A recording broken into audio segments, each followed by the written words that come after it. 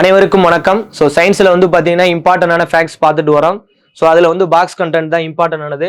உலக உணவு தினம் என்னைக்கு அப்படின்னு பார்த்தீங்கன்னா அக்டோபர் 16. சரிங்களா? சிமெண்டை கண்டறிந்தவர் அப்படின்னு பார்த்தீங்கன்னா வில்லியம் ஆஸ்பிடின். சரிங்களா? எப்படி ஷார்ட்கட்டாக ஞாபகத்தில் வச்சோன்னா சிமெண்ட் பிடிச்சிக்கிறோம் அப்படின்னு ஞாபகத்தில் வச்சுக்கோங்க. ஸோ சிமெண்ட் பிடிச்சிக்கிறோம் வில்லியம் ஆஸ்பிடின்.